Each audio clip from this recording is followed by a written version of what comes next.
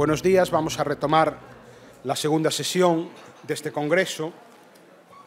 Mi nombre es Xosé Lois Armada y trabajo en el Instituto de Ciencias del Patrimonio del CSIC en Santiago de Compostela. Y en esta segunda sesión vamos a hablar, lleva por título Tecnología de la orfebrería antigua, nuevas contribuciones. Si en la primera sesión tratamos básicamente cómo se obtiene el oro, la circulación del mismo y cómo podemos aproximarnos a ella y los procesos de acumulación, en esta sesión vamos a hablar fundamentalmente de tres temas. Tres temas estrechamente relacionados. El primero es cuáles son los procesos tecnológicos que conducen desde la materia prima hasta el producto final, por decirlo así. Un segundo gran tema que es cuáles son las implicaciones sociales de ese conocimiento tecnológico en las sociedades pretéritas, y luego un tercer tema que es cuáles son las metodologías que desde el presente nos permiten acercarnos a estas dos grandes cuestiones, ¿no? Y para hablar de estos temas, de estas tres cuestiones, tenemos a un plantel de lujo, diría yo. Me estoy refiriendo, por supuesto, a las tres personas que me preceden en el uso de la palabra, porque yo, junto a mi colega y amiga Beatriz Comendador, soy una de las personas que tiene que intervenir en la sesión que modera, ¿no? Pero desde luego no es mi intención aprovecharme de esta circunstancia. Vamos a empezar, por lo tanto, sin más dilación, con la primera intervención de nuestra colega Barbara Brewster, que lleva por título Oro en los inicios de la metalurgia, orfebrería en el cementerio calcolítico de Varna, Bulgaria. Y sobre Bárbara diré primero que es, por supuesto, creo que no es exagerado decir que es una de las principales expertas a nivel mundial en tecnología del oro antiguo, ¿no? La doctora Barbara Brewster es orfebre, arqueóloga y etnógrafa y trabaja como investigadora senior en el Centre National de la Recherche Scientifique, el equivalente francés del CSIC, vinculado a la Universidad de Toulouse. Desde hace 3 décadas, su investigación trata sobre el trabajo del oro, desde mediados del quinto milenio a.C. en Bulgaria hasta el siglo XII después de Cristo, o siglo XII de nuestra era, en Escandinavia, aplicando un amplio número de enfoques que incluyen aspectos tipológicos, funcionales, sociales, religiosos y deposicionales del trabajo con oro, así como las características tecnológicas y arqueometalúrgicas. Para ello, emplea un amplio número de aproximaciones que van desde la etnoarqueología a la arqueología experimental, incluyendo el manejo de la evidencia textual e iconográfica y la arqueometría. Sus estudios incluyen el oro calcolítico de Varna, cementerios reales de Ur, el oro de la Edad del Bronce de Europa Atlántica y Nórdica, la Edad del Hierro de Europa Central e Iberia, el período alto medieval y la orfebrería vikinga de los países bálticos. Actualmente trabaja un proyecto franco-alemán sobre la orfebrería céltica, Celtic Gold, que se ocupa de la producción y consumo de oro en la Edad del Hierro, a través de la arqueología, estudiando también sus connotaciones artísticas, tecnología, antropología social y ciencia de los materiales. En este sentido, junto a otros colegas, entre ellos el profesor Enes Perniska, acaban de publicar una monografía sobre Early Iron Age Gold in Celtic Europe, que será una referencia inexcusable en los próximos años. Bárbara, muchas gracias cuando quieras. Muchas gracias a ti. Muy bien, voy a hablar sobre la primera aparición de la orfebrería en Europa, situado en Bulgaria. Se sitúa en la época calcolítica, como podemos ver en la segunda parte del siglo V antes de Cristo. Estas son algunas imágenes de la época del oro de la época. Y voy a hablar de las técnicas de producción y de los adornos, pero también otros objetos de prestigio. Es un símbolo de poder y prestigio y un símbolo de desigualdad en la sociedad, utilizado en la época del cobre, la era del cobre y del bronce. Está situada en el borde de, justo en la costa de Bulgaria, en Varna, esta zona de aquí. Y allí hubo excavaciones de una gran necrópolis que empezaron a finales del último siglo. Se encontraron hallazgos de piezas de oro y otros materiales.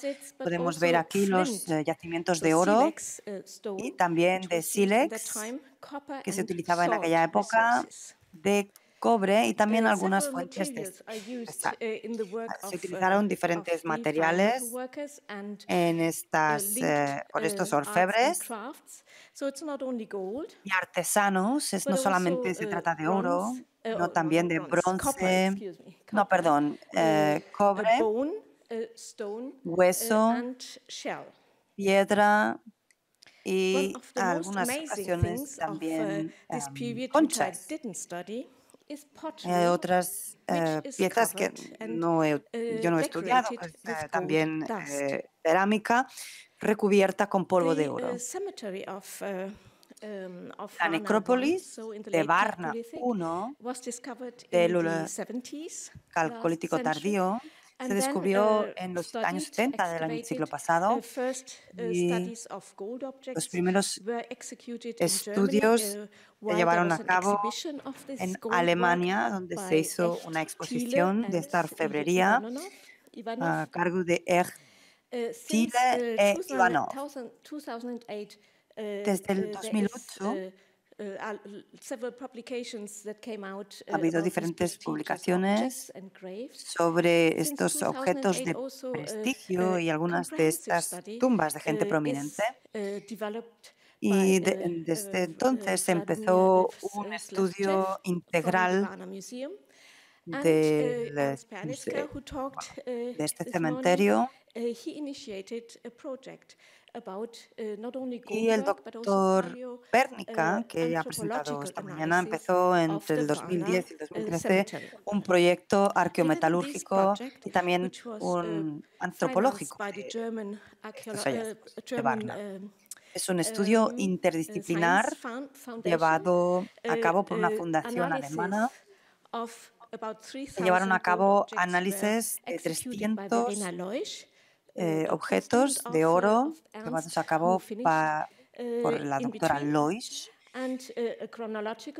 También se hizo un estudio cronológico y espacial de la necrópolis por el doctor Kraus y Slavchev, y también otros aspectos tecnológicos por el doctor Dimitrov. Y en estas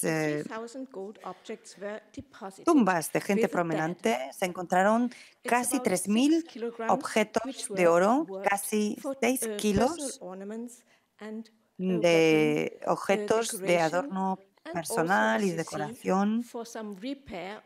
También, como podéis ver, también para reparar, podemos ver también brazaletes o para... Muchos de ellos eran prendas utilizadas en ceremonias que se hacían de piedra. Algunos también son ornamentos y piezas, armas, como podemos ver. La mayoría de ellos nos hablan de un también contenido, y no estoy hablando desde datos analíticos, pero es algo muy curioso, es que hay un pendiente que tiene un color más bien de cobre y parece ser que es una de las primeras aleaciones en las que se mezcló oro y cobre para conseguir este color. Así que el cobre es algo muy interesante. En este caso, para conseguir este color. Esto se interpreta como objetos figurativos que adornan el cuerpo humano. Digamos que son abstractas y están hechas siguiendo técnicas diferentes. Algunas de ellas son muy pesadas, ya que son sólidas. Muchos provienen de la fundición y, como podemos ver, tienen Otras se fundieron de manera muy fina en una pequeña capa para hacer de ellos pequeños objetos de decoración. También vemos que estos tienen un color especial, no son aleaciones intencionales o intencionadas, sino que es de manera natural, unas aleaciones natural. Podéis ver la diferencia entre los colores. Algunas de las cuentas son más claras que otras. Y esto muestra que se han elegido colores diferentes de oro para crear un efecto policromado. Hay miles de estas pequeñas cuentas que están hechas de un modo muy especial y muy particular. Y están producidas en serie. Se han producido cientos, miles de ellas, y se hicieron simplemente en un cable, en un cordón, que se cortó y simplemente pues se metieron las cuentas. Estos son anillos de oro en diferentes tamaños. No sabemos bien si se llevaban en el anillo, como anillo en los dedos, o si algunos de ellos son más bien collares. Dentro del proyecto hemos estudiado la estructura de la superficie. Algunas de ellas son bastante burdas. Hay otras que resultan de un proceso de fundición y de exposición al calor. Y hay otras superficies que obviamente son el resultado de un martilleo. Esto quiere decir que había un conocimiento tecnológico de la orfebrería. Hay muy poquitos objetos sólidos que son bastante pesados. Esto que podemos ver que imitan, están hechos como una especie de astrólogo que se podrían llevar, tienen una pequeña arandela, un orificio, podrían quizá llevarse como colgante. También tenemos otros elementos punzantes que podrían llevarse por debajo del labio, del cenotafio, y podemos ver que quizá eso se llevaban en el cuerpo humano. Y unos cubrían la boca, otros los ojos y otros en los labios. Otros objetos de Varna se hicieron a partir de la fundición, y muchos de ellos, de manera sorprendente, parece que se hicieron a través de la técnica de la cera perdida y también la fundición de lingotes.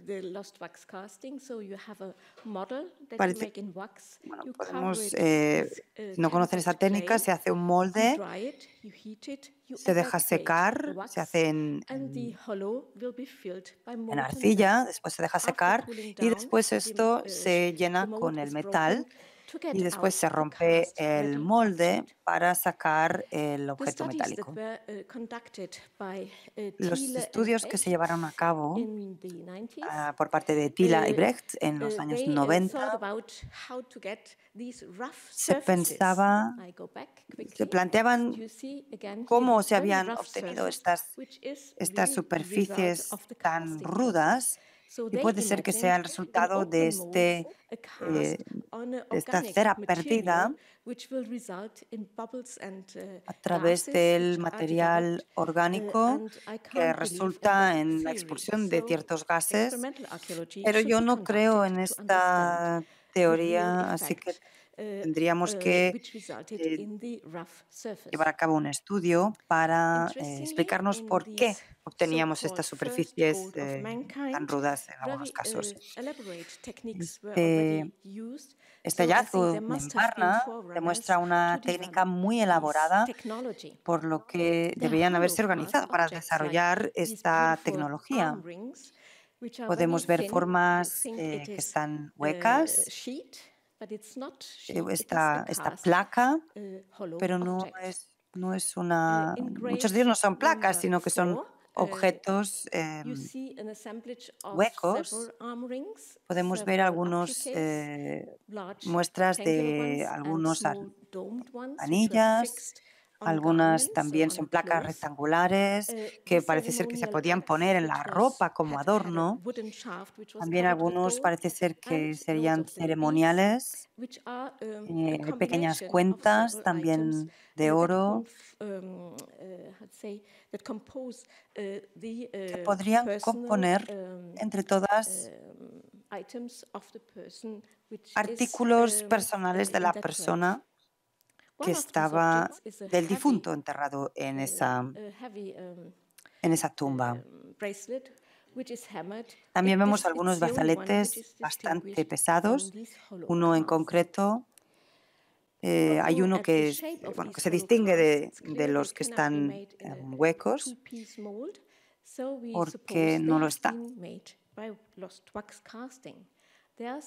Como podemos ver, se han hecho a través del método de la cera perdida, por eso tienen estas superficies más rugosas que ni siquiera se molestaron en pulir, y no se sabe si estos objetos se hicieron solamente con motivo del funeral o si también lo fueron para ser utilizados en vida. También ambas posibilidades son posibles. Como podemos ver, aquí hay una normal y otra miniatura. Y en algunas todavía vemos algunas partes bastante menos pulidas. Hoy en día cualquier orfebre se horrorizaría al ver estas superficies, pero en aquella época no era así. Hay un objeto bastante enigmático que es muy parecido a algún objeto de orfebrería de hoy en día. No sabemos para qué era. Es un objeto, una miniatura, y estaba cubierto con cilindros de oro, y dentro podemos ver que tenemos una superficie bastante rugosa que se hizo a través de la técnica de la cera perdida y se hizo en un molde de arcilla. Aquí tenemos otras hachas ceremoniales que se utilizaban para ceremonias en aquella época. Como vemos aquí, aquí también se utiliza la piedra. Podemos ver aquí los diferentes elementos, que incluso con la radiografía se ve que había una fundición, un proceso de fundición. También hay perforaciones, hay diferentes tipos de perforaciones. Algunas se hicieron con un pequeño taladro para obtener un agujero cilíndrico. Esto ocurre obviamente en el hacha de metal, donde se ve también un cierto pulido, pero se ven que hay otras perforaciones, es decir, también utilizaban técnicas de perforación en el oro. Aquí también tenemos otras técnicas de pequeñas punciones, pero no son solamente el resultado de reparaciones, sino también son adornos, como podemos ver aquí. Hay otros objetos que también muestran pequeñas decoraciones a través de pequeñas punciones a las que se les daba con el martillo para imprimir esta pequeña marca decorativa. Como vemos, que en este caso estas marcas muchas veces llegan a ser perforaciones que se conseguían con un punzón cónico. Como podemos ver esta pequeña esta pequeña pieza de metal, vemos este pequeño agujero, se supone que era para sujetarlas a través o unirlas a través de una cuerda que se introduciría por el agujero, esa pequeña perforación. ¿Cómo se utiliza? ¿Cómo se hacía esto? Esto, bueno, lo encontramos en un libro de orfebrería. Tenemos una pequeña pieza de oro y trabajamos con estas dos superficies, una hueca y otra plana, para deformar la placa y después podemos empujarla a través para que tome la forma de la perforación. También se utilizaron algunas superficies pulidas. Aquí podemos ver en estas perforaciones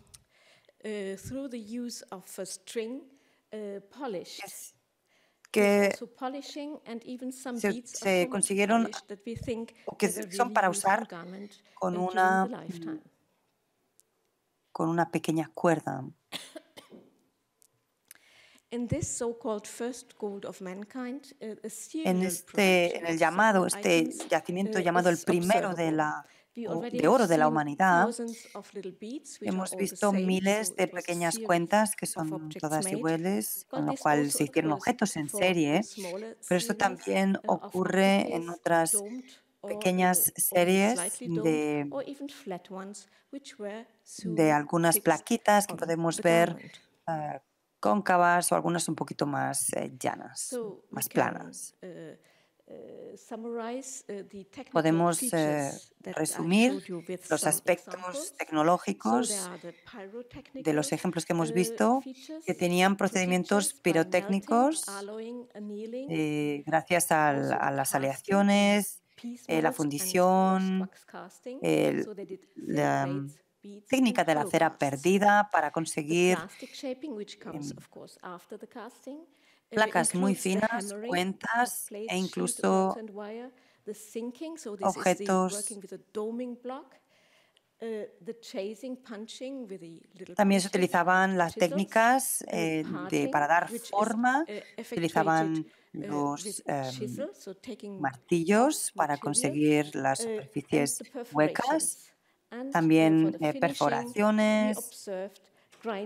Y según las técnicas abrasivas, vemos que utilizan técnicas abrasivas como el pulido y el raspado. El problema es que no se conocen muchas herramientas de aquella época en el uso de la orfebrería, pero obviamente debieron disponer de herramientas. Y algunas de estas son las evidencias que tenemos de aquellas. Vemos que hay algunas marcas de herramientas en algunos de las piezas de oro. Y yo creo, no puedo probarlo, que algunas de las piezas estaban hechas de cuerno y también se encontraron también en Varna algunas hachas hechas de este material, de cuerno y de cornamenta. Como podemos ver aquí, hay piedras muy pequeñas que quizá también se pudieron utilizar en la orfebrería. Hay que hacer un trabajo experimental para entender esta cultura, esta espléndida cultura de orfebrería en tiempos remotos. El hueso o los cuernos ya se utiliza en un colega que se llama Brian Clark, ya la utiliza.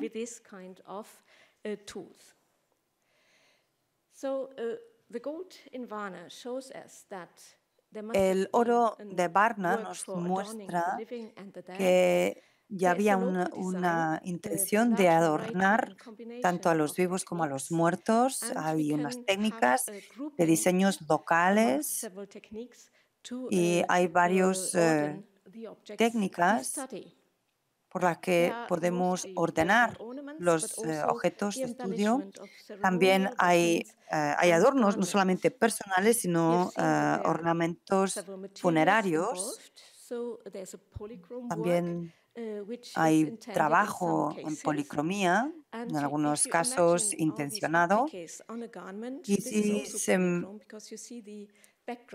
vemos todas las técnicas aplicadas a adornos, esto también indica una intencionalidad en la policromía. También hay un uso importante de la producción en serie. También hay objetos en 2 y 3 dimensiones, algunos de ellos con formas figurativas y no figurativas, es decir, hay una existencia conceptual ya en la época, lo que es algo importante. Y también vemos la técnica del recubrimiento en oro, ya en aquella época. Podemos concluir diciendo que en Varna se elaboraron objetos de oro con materiales exóticos y con unas herramientas que han debido tener y utilizar con atributos específicos de esta cultura. Tenían un obvio alto nivel técnico y artístico en la época tardía del Calcolítico. También, obviamente, esto muestra una organización en talleres y una especialización. Creemos, aunque no lo podemos creer, probar, estos artesanos tenían habilidades específicas y puede ser que desempeñaran un papel social. Esto también hay otros ornamentos que se han encontrado en otros yacimientos en Rumanía y en Bulgaria, donde se encuentran ornamentos parecidos a los de Varna, con lo cual se piensa que quizá esto puede ser una invención local o no se sabe si ha podido ser más bien algo que ha llegado por un contacto cultural con otras culturas. La duda es el origen de una orfebrería muy elaborada y una tecnología. Bien, aunque Bárbara me dijo que venía preparada para hablar media hora, en realidad ha sido bastante menos. Con lo cual tenemos tiempo para, aunque podremos retomar muchas de estas cuestiones más detenidamente en la mesa redonda de la tarde, pero tenemos tiempo para 1 o 2 preguntas rápidas. Marcos. Sí.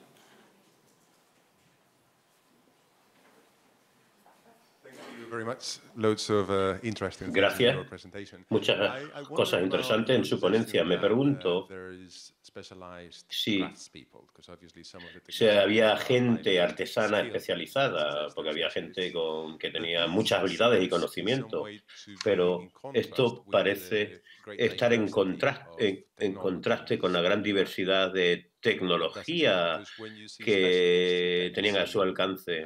Cuando ve a los especialistas, se sabe que se puede estandarizar la producción porque trabajan de una misma forma, pero aquí hay una combinación particular de objetos estandarizados altamente especializados, pero otros parecían que eran menos especializados. ¿Eso es el caso o qué piensa? Cuando hablo sobre trabajo artesano especializado, no es un trabajo... Bien, ellos tenían que haber recibido formación durante años y tienen que haber adquirido los conocimientos y las capacidades para trabajar con este tipo de objetos. No imagino que un especialista en orfebrería de oro... bien, sí, hacían cosas que eran más fáciles y otras que eran más complejas, pero pienso que se hacían en un taller. Se producían en un taller, eso es al menos lo que pienso. Sí, es mucho, pero finalmente, si lo analiza durante años, si lo analiza en un periodo de años, pues no es tanto tampoco la producción. ¿Vale?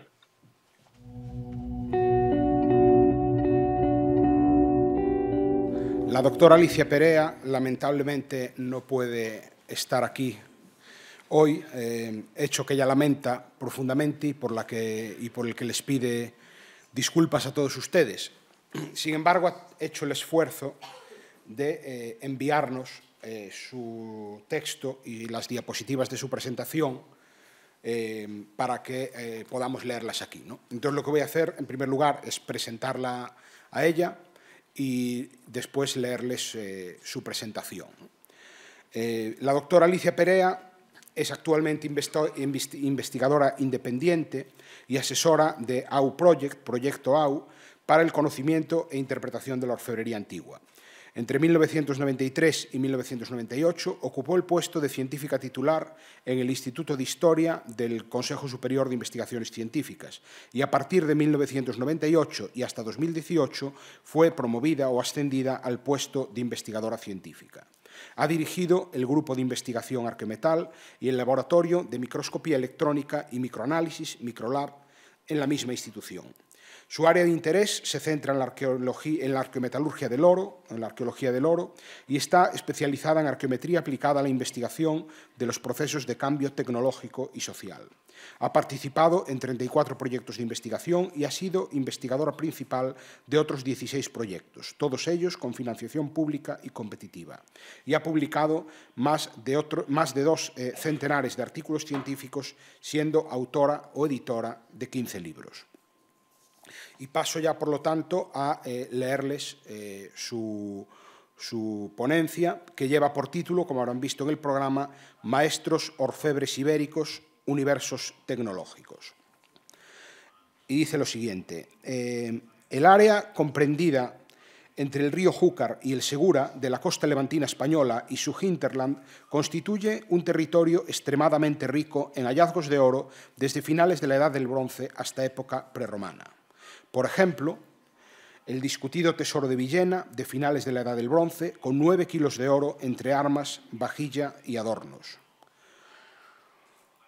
Los recientes hallazgos orientalizantes de las necrópolis de Poblenou y Les Casetes en Villajoyosa de los siglos VII y VI a.C. El tesorillo encontrado en el yacimiento ibérico de Pic del Águila, en la región alicantina de la Marina, muy cerca de Javea.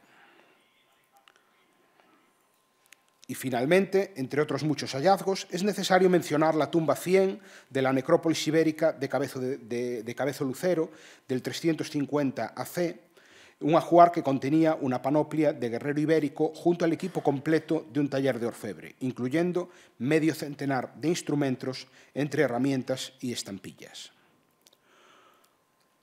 Un nuevo tesoro inédito, hallado hacia los años 60 del siglo pasado, viene a arrojar nueva luz sobre la producción de oro en este territorio.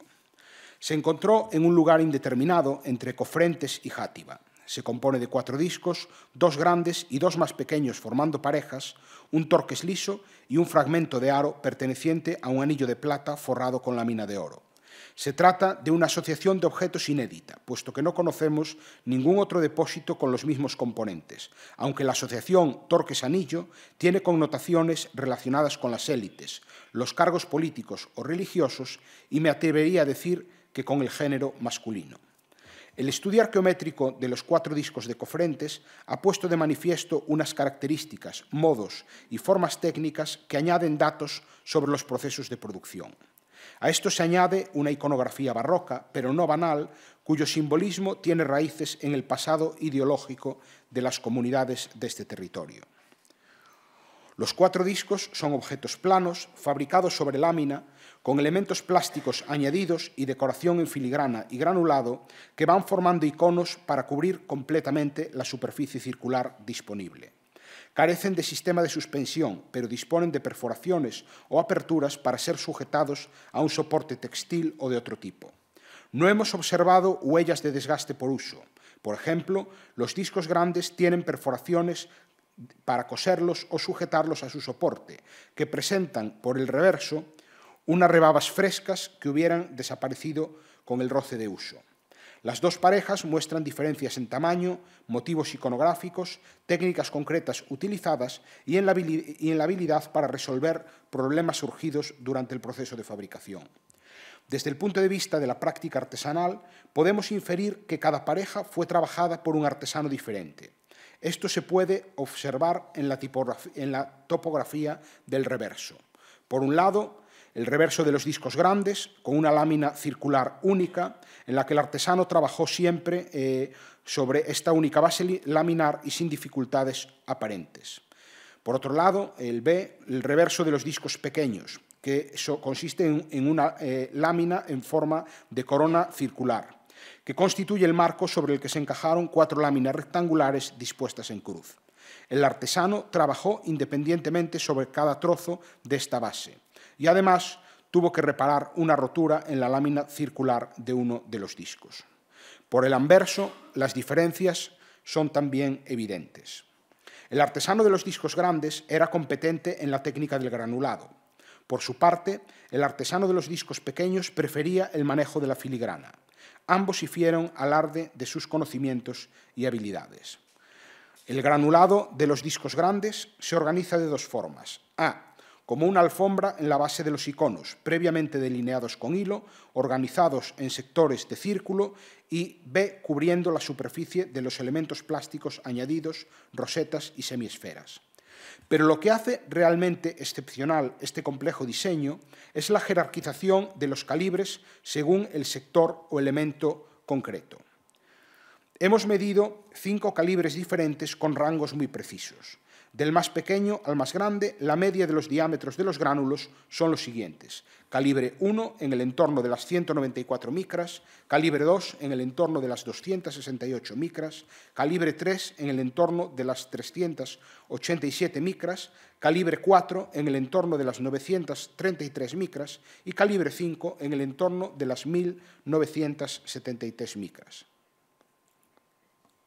La filigrana de los discos pequeños presenta calibres medios en el rango de las 320 micras de diámetro. El alarde, en este caso, viene por la forma imaginativa en que se disponen los hilos. A, en espiral, B, en muelle o donut, C, en series de SS, D, en forma de cordón abierto y E, en series compactas paralelas de hilos torsionados. Otros muchos rasgos técnico-ornamentales son destacables en los discos, pero por falta de tiempo solo hemos aludido a los más indicativos sobre su entorno artesanal y cronológico. Dentro de la producción orfebre ibérica son extraordinarios los casos en los que el artesano jugó deliberadamente con el calibre de los gránulos en relación con su iconografía. El caso más evidente procede del Tesoro de Javea en Alicante. Ponemos el foco en la pieza conocida como diadema y que yo prefiero denominar banda de extremos triangulares, puesto que no es nada segura su función como adorno de cabeza. La banda de extremos triangulares de Javea es una obra maestra de la orfebrería de todos los tiempos. Se trata de un objeto laminar complejo con un cuerpo central rectangular flanqueado por 2 cuerpos triangulares. Los iconos y las técnicas utilizadas en el cuerpo central son diferentes de los iconos y las técnicas utilizadas en los extremos triangulares. El cuerpo central se organiza estratigráficamente, con motivos que van progresando en tamaño y complejidad desde el nivel superior al inferior. El granulado cubre los fondos de los iconos delineados con filigrana. En los 2 niveles superiores se utilizaron esferas de calibre pequeño, mientras que en el nivel inferior se utilizaron esferas de calibre más grueso. El remate inferior, con 2 grandes ondas, es una inédita filigrana tejida. El segundo caso que hay que mencionar son las arracadas de Santiago de la Espada, en Jaén, desgraciadamente robadas hace años de la institución donde se encontraban. Sin embargo, conservamos fotografías que proporcionan evidencias suficientes para apreciar un trabajo artesanal de excelencia en relación con el manejo del granulado. El cuerpo de las arracadas es oval y sobre esta superficie se situaron semiesferas de diversos tamaños cubiertas por granulado, además de otros motivos que rellenan los espacios intermedios.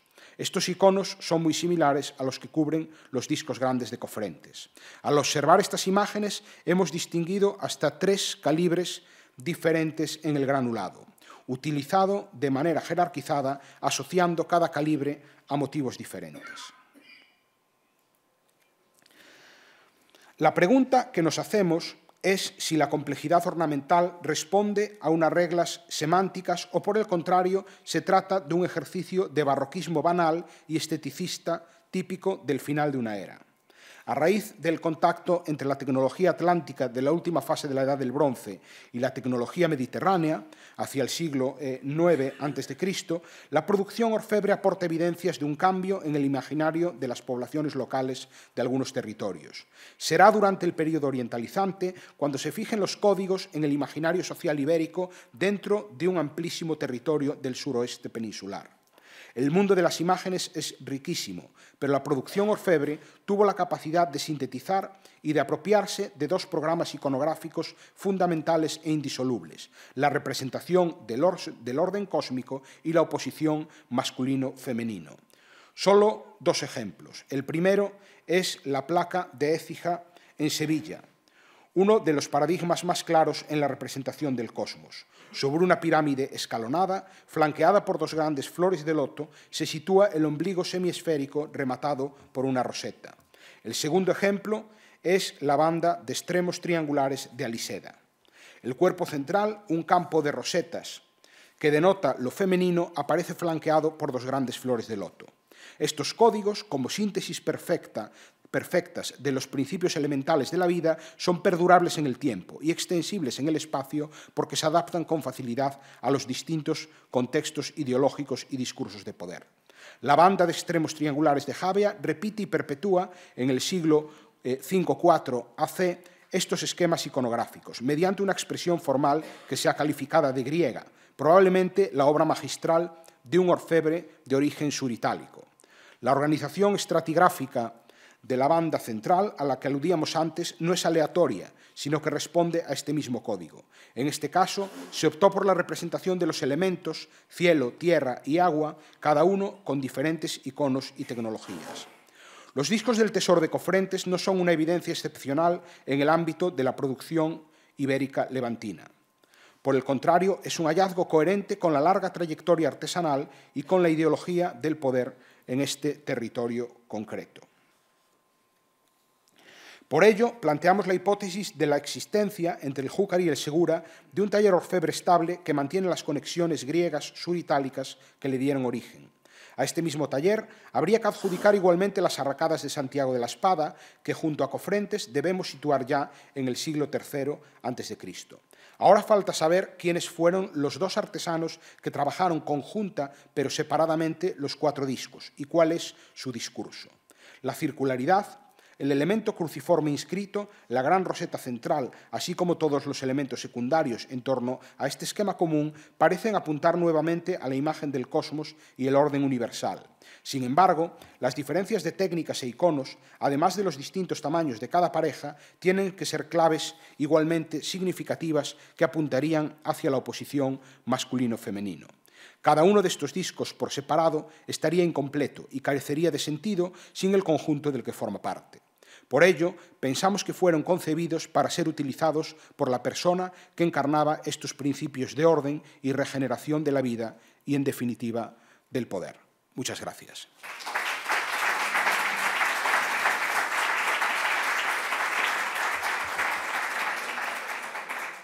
Bien, aunque tenemos tiempo de sobra, lamentablemente no está aquí la doctora Alicia Perea para hacerle preguntas, así que yo creo que, aunque vamos algo adelantados de tiempo, podríamos pasar a la siguiente intervención.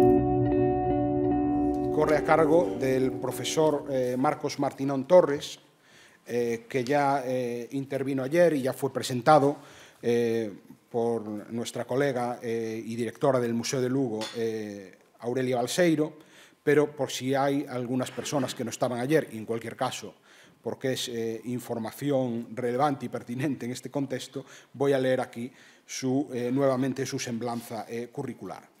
Marcos Martinón Torres ha tomado recientemente posesión de la cátedra Pitt Rivers de Ciencia Arqueológica en la Universidad de Cambridge, tras varios años liderando un grupo internacional de investigadores como catedrático de Ciencia Arqueológica en University College London. Su trabajo se centra en el análisis científico de artefactos arqueológicos, buscando claves para investigar su manufactura, orígenes o fechas. Ha trabajado en proyectos de investigación en Europa, América, Asia y África, y sus proyectos más destacados se centran hoy en el ejército de terracota de China y el oro precolombino de Sudamérica. Es autor de más de 120 publicaciones, ha impartido charlas públicas en más de 20 países y ha aparecido en varios documentales de televisión emitidos internacionalmente. Y su presentación aquí, en esta sesión, lleva por título Análisis comparativo de la composición química de la orfebrería prehistórica del noroeste. Marcos, cuando quieras. Muchas gracias, Luis, y gracias a vosotros por tolerarme una vez más. Tengo miedo de que vais a acabar saturados de mí y de mi cara, pero prometo progresivamente desaparecer en cuanto acabe esta presentación. Hemos tenido ya varias presentaciones a lo largo de esta mañana que ilustran el gran potencial que tienen las diversas técnicas analíticas y su aplicación al estudio de la orfebrería prehistórica. Y en ese sentido, pues este trabajo que presento ahora y que no está rematado, pero empieza a tener hallazgos interesantes, un trabajo que estoy realizando conjuntamente con Lois y con Óscar García Huerta, pues este trabajo se enmarca en ese sentido en esta misma línea amplia de estudios analíticos y qué nos pueden decir de la orfebrería prehistórica, en este caso de Galicia. Nuestro estudio, sin embargo, por la naturaleza de los datos, de la que hablaré ahora, no se centra tanto en determinar la procedencia, es decir, los orígenes geológicos del oro que estamos analizando, que es una aplicación muy importante de estudios analíticos, sino que nos centramos en la otra dimensión importante, que es, a partir de los estudios químicos, qué inferencias podemos hacer acerca de comportamientos tecnológicos. Vamos a estar hablando fundamentalmente de 3 elementos químicos, que son las materias primas, en principio, disponibles al orfebre prehistórico: el oro, la plata y el cobre. Lo que conviene destacar aquí es que el oro, incluso como hemos visto en otras presentaciones, el oro, incluso cuando no hay una aleación intencional, artificial, en la que deliberadamente se mezcla el oro con otro elemento, el oro en la naturaleza siempre tiene unos niveles de plata como impureza natural. Entonces, incluso los oros nominalmente puros van a contener algo de plata. Pero aún así, en lo que nos vamos a centrar en nuestra presentación es en mirar las distintas proporciones de oro, plata y cobre en un gran número de objetos prehistóricos y ver en qué medida estos nos pueden informar, los patrones, regularidades y tendencias que ahí observemos, en qué medida nos pueden informar de comportamientos humanos. Elecciones quizás deliberadas en las que se busca un particular color o en las que está uno operando por limitaciones económicas o los metales que están accesibles en un lugar y no en otro. Todo eso, en cierto modo, se puede reflejar en la composición química de los objetos. Y lo que hemos hecho para tener una visión más global es recopilar todos los análisis que hemos podido, tanto de nuestras propias bases de datos como de estudios previos y publicados, condensar todo eso en una base de datos y así tener una base más sólida para empezar a hacer inferencias y observar estructuras y regularidades, como decía. Hacer esto nos permite grandes oportunidades, tiene un gran poder, pero tiene limitaciones que debemos reconocer. Debo decir también que hay un gran número de publicaciones de los que estamos tomando los datos y que, por supuesto, serán reconocidas individualmente cuando publiquemos esto. Hoy, por simplificar la presentación, no voy a poner a hablar de dónde viene cada uno de nuestros puntos en nuestras gráficas, de la misma manera que estoy utilizando fotografías tomadas de varios sitios sin necesariamente dar crédito a los libros de los que proceden, y pido disculpas por ello. Pues bien, tenemos aproximadamente en nuestra base de datos 400 análisis individuales. Como decía, esto nos permite empezar a observar patrones, pero tenemos que anotar que proceden de diferentes técnicas analíticas y como resultado de ello pues tendrán diferentes sesgos, diferentes potenciales y no es siempre fácil integrarlas todas ellas en una misma base de datos. Si suman estos números verán que no suman 396 y es porque hay un número limitado de análisis en los que no sabemos la técnica porque no se reporta. Pero simplemente para ilustrar las diferencias entre técnicas, anotar, por ejemplo, que estas técnicas que son las que vemos más presentes, la espectrometría de emisión óptica de las que nos habló Ernst Berneska antes, del proyecto SAM, publicado por Hartmann fundamentalmente, y luego fluorescencia de rayos X y microscopio electrónico de barrido. ¿Cuál es la diferencia fundamental entre estas 3 técnicas? Pues que la primera hace un análisis global de aquella muestra que extraemos. Es una muestra invasiva y si traemos una muestra de la superficie o del núcleo, la composición que tengamos será representativa de la superficie o del núcleo. Estas otras 2 técnicas son técnicas de análisis superficial, no invasivo, pero la penetración de la energía de los rayos X o del haz de electrones es muy diferente. En una fluorescencia de rayos X analizamos decenas de micras de la superficie del objeto, sea superficial, pero con algo de profundidad. En el microscopio electrónico analizamos a veces menos de una micra de profundidad. Y eso quiere decir que cuando juntamos todos estos datos hay un gran potencial, pero también inevitablemente habrá ruido y habrá incertidumbres. Y por eso lo que tenemos que tratar de observar es tendencias generales en lugar de quizá centrarnos en objetos o análisis individuales. Esto es una pequeña comparación. Ernst nos mostraba una comparación a más escala anteriormente entre los resultados de dos técnicas, de objetos que están analizados por dos técnicas diferentes, y como veis, si los resultados fueran plenamente coherentes entre ellos, se alinearían en esta diagonal. Como veis, ese no es el caso. Y si, de nuevo, sin entrar en más detalle ahora, incidir en que hay este tipo de ruidos e incertidumbres en la base de datos. Así como vemos aquí, y antes de entrar en lo realmente sustancioso y más interesante, esto es simplemente una gráfica en la que estamos separando, según la técnica analítica, los resultados. Y simplemente hacer dos observaciones rápidas. Por una parte, los análisis publicados por Hartmann tienen en general unos niveles de cobre excepcionalmente altos y que se parecen, en cierto modo, aberrantes con lo que tenemos en el resto de la base de datos. No quiere decir que estén mal, pero a esperas de que podamos hacer un análisis más pormenorizado, esos análisis los hemos eliminado de la base de datos para las gráficas que presentaré después.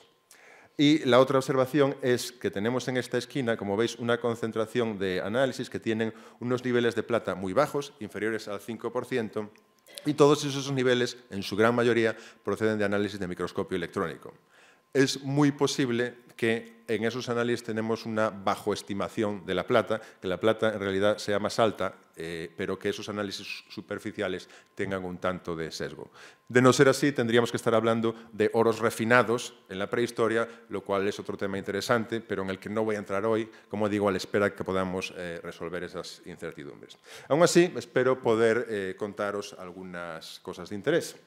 Y voy a utilizar diagramas ternarios, ya hemos visto algunos, porque nos sirven muy bien para representar las proporciones relativas de oro, plata y cobre en esta orfebrería. Si tenemos un objeto que está hecho únicamente de pepitas de oro y lo proyectamos en este diagrama, pues la proyección va a estar más o menos ahí, muy cerca del vértice oro, casi 100% oro, pero un poco desplazado hacia la plata porque el oro contiene plata como impureza.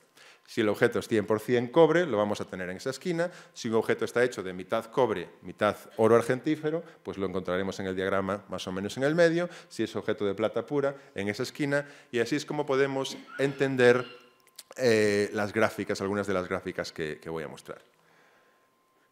Que también en algunos casos proyectaremos encima de los colores aproximados que corresponden a ese tipo de aleaciones. Miremos los datos y a ver si empezamos a ver cosas interesantes. Aquí tenemos en este triángulo pues casi 300 análisis y como podéis ver hay una relativa diversidad, pero la gran mayoría de nuestros análisis se concentran en esta parte izquierda del triángulo y hacia arriba. ¿Qué quiere decir esto? Pues que tenemos unas aleaciones relativamente altas en oro, en general entre el 60 y el 90%, con plata entre el 10 y el 30%, algunas aproximándose más altas, incluso tenemos alguna plata más o menos pura. Y lo más particular es que los niveles de cobre son muy bajos. Casi todos los análisis están muy lejos de esta esquina. Es una metalurgia del oro que en general evita el cobre. Y eso resulta en colores más amarillo pálidos. Como elemento de contraste y simplemente para enfatizar que esto es una elección tecnológica, esto es una particularidad que define a la orfebrería del noroeste, pues como contraste muestro un diagrama que mostré ya ayer a los que estabais aquí de la orfebrería muisca de Colombia, que es una orfebrería en la que apenas se emplea la plata, no hay estos oros blanquecinos, pero en la que se juega mucho con combinaciones de oro y cobre. La tradición del noroeste ibérico, evidentemente, es diferente. Pero tratemos de ahondar un poco más en estos datos y ver si obtenemos algún tipo de patrón que nos permita diferenciar, por ejemplo, provincias. Veréis que cuando no utilizo diagramas ternarios, muchas veces utilizaré diagramas en los que comparamos el cobre y la plata, que son los dos elementos que aparecen en combinación con el oro. El oro es el elemento mayoritario, pero estos dos elementos nos permiten diferenciar oros. Cuanto más cerca estemos de esta esquina, más alto es el nivel de oro en la pieza que estemos analizando. Pues bien, como podéis ver, en una distribución genérica por provincias no se ve nada demasiado claro. Tratando de clarificar simplemente este mismo diagrama, aquí estoy poniendo con puntos más grandes La Coruña y Lugo, dos provincias, para observar contrastes posibles. Y el patrón no es clarísimo, pero quizás se puede mencionar que mientras que en Lugo tenemos una distribución de composiciones que abarca todo el espectro conocido para la orfebrería prehistórica, es decir, desde niveles muy bajos de cobre y moderados de plata hasta niveles más altos de ambos elementos, en La Coruña parece que no tenemos nada en esta región, que como veréis argumentaré en un momento que es la que corresponde a los oros naturales, aluviales, y sin embargo tendemos a tener oros con concentraciones más altas de cobre y de plata. O sea que puede haber cierto patrón regional aquí que quizás pudiera corresponderse, como mencionaré después, a un patrón cronológico, aunque eso es muy debatible, pero es quizás sugerente. Estoy hablando, por supuesto, de generalidades. Hay excepciones para todo. Quizás mayor interés tiene este diagrama comparativo en el que estamos separando los pocos análisis que tenemos para el Calcolítico y la Edad del Bronce de los análisis que tenemos para la cultura castrexa. Estamos hablando deliberadamente de cultura castreña para incorporar fundamentalmente la Edad del Hierro, pero como ya se hablaba esta mañana, posiblemente en momentos tempranos de la romanización. Así que utilizamos este término en general sin entrar ahora en detalles cronológicos más minuciosos. Pero lo que podemos ver aquí, yo creo en esencia, pues es un contraste significativo, que es para el Calcolítico y la Edad del Bronce tenemos metales que fundamentalmente y en esencia son coherentes con aleaciones naturales. Oro que se recoge de los ríos, que contiene cantidades moderadas de plata como impurezas y que simplemente se funde o se martilla para convertir en objetos. Mientras que en el período castreso tenemos un montón de análisis que caen en la misma región, que pueden también ser oros naturales, pero al mismo tiempo tenemos muchísima más distribución de oros que se combinan con cantidades variables de plata y también no muy altas, pero significativas cantidades de cobre. Estos análisis que están muy cerca del vértice del oro, como decía, son análisis de microscopio electrónico de barrido y que tenemos que explorar en más detalle antes de tratar de interpretar.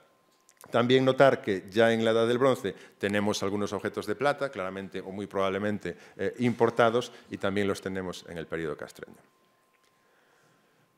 Este es un diagrama de distribución de frecuencias que nos muestra más o menos la misma información, pero concentrándonos en la concentración de plata relativa al oro, es decir, negando por un momento la concentración de cobre y fijándonos en las relaciones plata-oro y cuál es la concentración típica para un periodo. Lo que vemos aquí en esencia es que para el Calcolítico vemos una distribución más o menos normal, que es en general coherente con que todos estos oros, o por lo menos su gran mayoría, sean oros aluviales cuya composición no se ha modificado antrópicamente. Mientras que, de nuevo, para la cultura castrexa tenemos un abanico mucho más grande en el que muchos objetos coinciden en general con el Calcolítico, pero luego hay una gran cola de objetos en los que es muy probable que deliberadamente o por lo menos artificialmente, antrópicamente, se les ha añadido plata. Y luego trataremos de discutir a qué se debe esto. Voy ahora a mostrar un par de diapositivas en las que tratamos de observar con un poco más de detalle, primero el Calcolítico y Edad del Bronce, después de centrarnos con algo más de detalle en el mundo castreño para el cual tenemos más datos. En el Calcolítico y la Edad del Bronce, pues lo que es interesante ver, como decía, niveles bajos de cobre, relativamente bajos de plata, pero es curioso, en la pequeña base de datos que tenemos para el periodo, que hay una separación entre objetos que tienen menos de 0,5% de cobre y objetos que tienen más de 1,5% de cobre. Es posible, aunque en absoluto demostrado, que aquí tenemos los oros naturales con concentraciones muy bajísimas de cobre y que aquí quizás tenemos adiciones artificiales de cobre. Eso no quiere decir, como se comentaba esta mañana, que esas adiciones sean intencionales, porque estas cantidades de cobre siguen siendo bajísimas, no modifican la apariencia o las propiedades mecánicas de nuestros objetos, pero quizás por contaminación en un crisol o por contaminación cuando se recogen las pepitas de oro por otros minerales, estos aparecen con niveles ligeramente más ricos de oro. Si analizamos estos datos y miramos los pocos casos en los que tenemos que objetos aparecieron juntos, pues es curioso y notable que los objetos que aparecen juntos tienden a tener composiciones similares. Y tenemos estos dos casos, este collar en el que analizamos varias cuentas y todas ellas parecen derivar de una misma remesa de metal, no así el alambre, que tiene un contenido de plata ligeramente más bajo, y estos dos brazaletes prácticamente idénticos y que proceden del mismo yacimiento tienen también una composición química prácticamente idéntica y que es coherente pues, con la sugerencia de que fueron producidos por un mismo artesano de una misma vez y con una misma remesa de metal.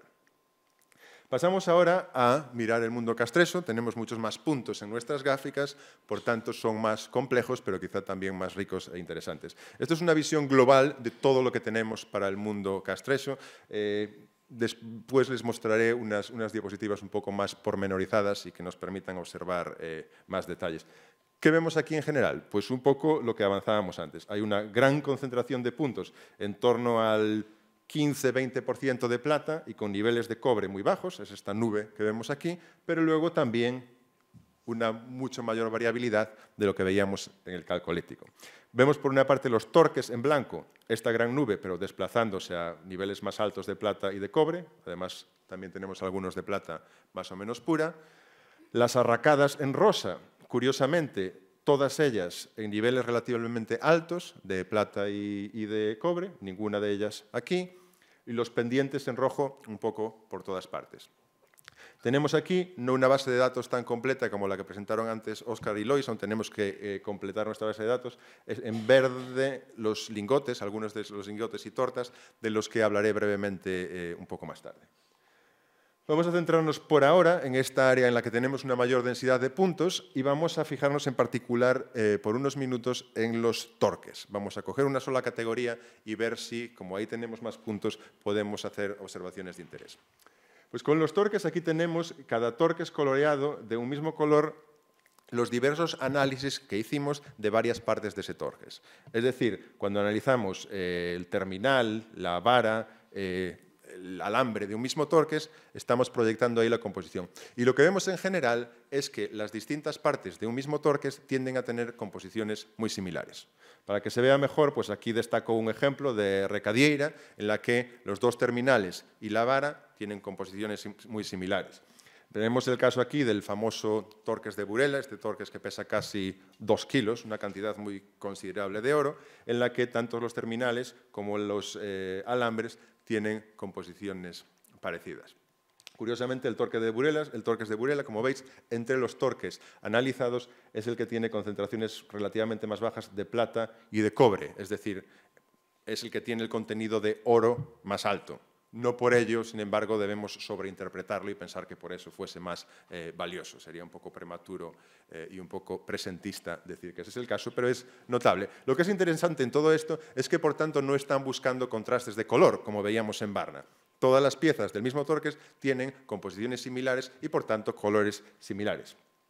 Y es interesante, en el caso de Viladonga y en algunos otros, en los que tenemos varios torques, ver que para cada uno de los torques las varias partes se parecen en composición, pero luego los torques son diferentes entre ellos.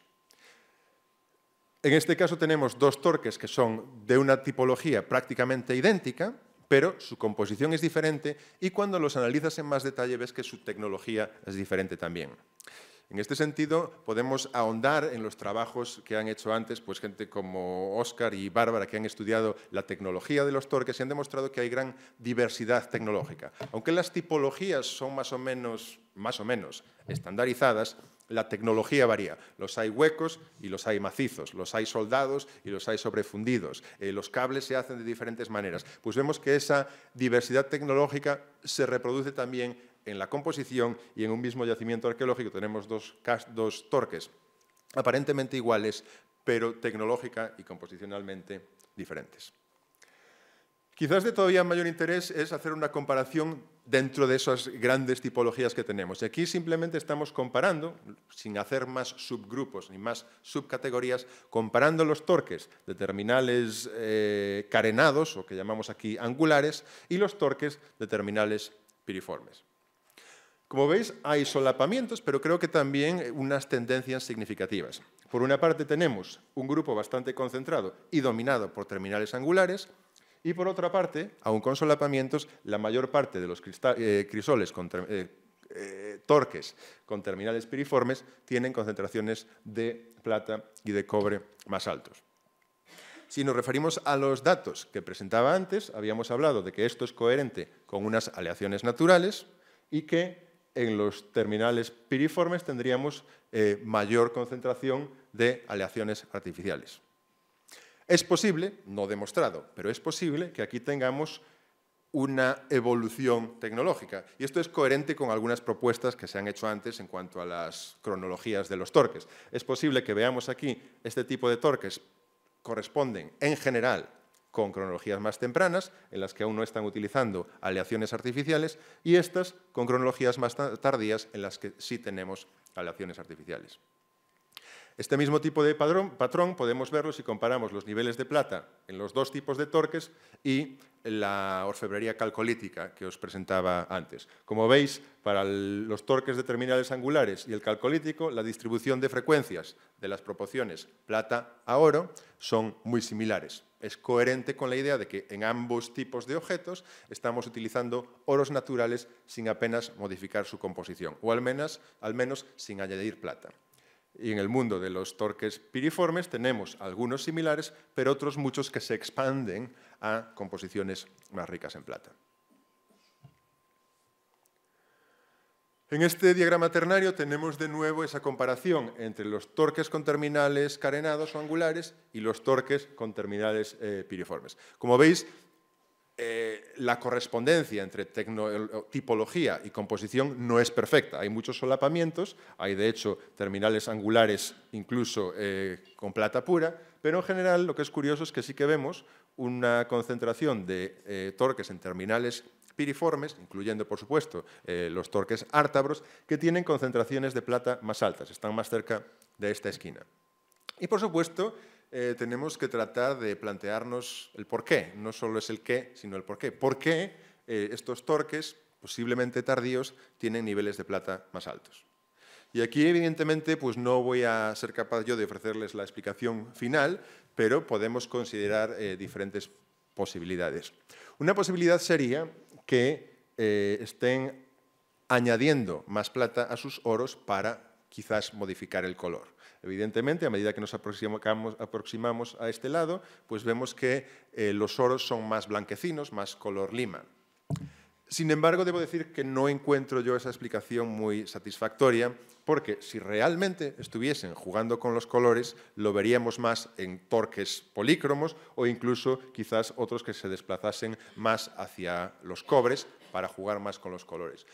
Por tanto, esto es difícil de explicar y quizás la otra posibilidad es que si estos torques son más tardíos, quizás haya más dificultades de acceso al oro en esos momentos. Quizá estamos más cerca de la romanización, hay menos acceso a los recursos auríferos y estamos diluyendo el oro con plata. Eso es una posibilidad más económica, pero tampoco completamente satisfactoria, porque entonces tenemos que explicar por qué hay más plata disponible en ese momento y por qué se está aleando con el oro. Pero desde luego que es una posibilidad, que todo esto responda a cambios en la disponibilidad de recursos metalíferos y desde luego que es uno de los puntos que debemos observar en futuros estudios, que tendremos que discutir con más detalle. Si ponemos las arracadas en nuestra gráfica, los famosos pendientes, vemos que su composición se corresponde más bien con la de los torques con terminales piriformes y, por tanto, se correspondería quizás con una cronología relativamente tardía en general. Y ya acercándome al final, quería presentar pues, un par de observaciones derivadas del análisis de los lingotes. Evidentemente hemos tenido ya una presentación muy completa y exhaustiva esta misma mañana en el trabajo de Óscar y Lois, y esto simplemente añade un par de observaciones. Simplemente en este diagrama notamos lo que ya notaban esta mañana, y es la gran peculiaridad de que la composición química de las tortas o lingotes no se corresponde, en general, con la composición química de los objetos terminados que tenemos. En algunos casos sí, pero en general no. En este diagrama todavía no tengo todas las tortas que presentaba Óscar hoy, pero si las ponemos aquí, seguirán estando fundamentalmente aquí, apartadas de esta línea y, por tanto, lejos de las concentraciones de los objetos acabados.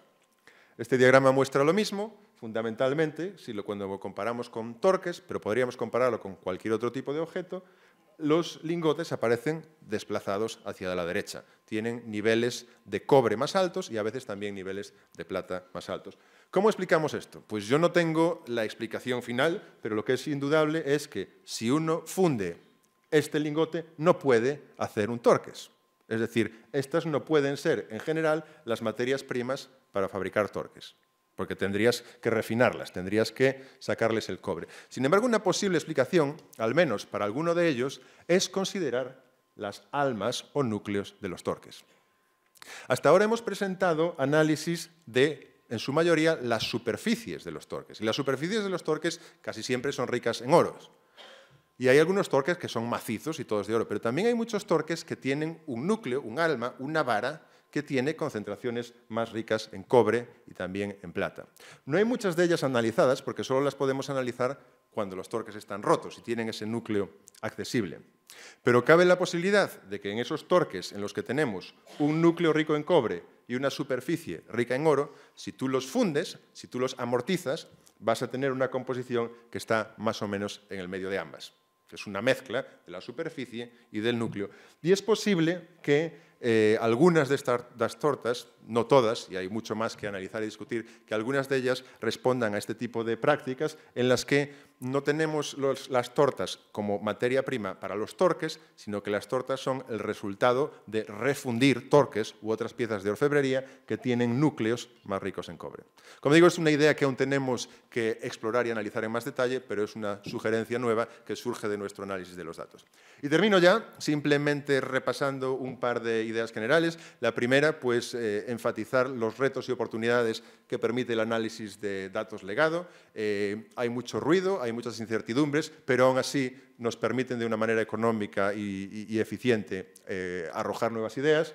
Por una parte, y luego, en general, para la Edad del Bronce tenemos oro sin alear y alguna presencia de plata importada, y en el mundo castreño muchísima variabilidad composicional, que se corresponde con la variedad tecnológica, y empezamos a intuir patrones regionales y patrones cronológicos que no se habían observado antes desde el punto de vista de la química y que tenemos que analizar en más detalle. Al mismo tiempo, como esperamos analizar en más detalle este caso particular de las tortas o lingotes. Y con ello termino. Muchas gracias.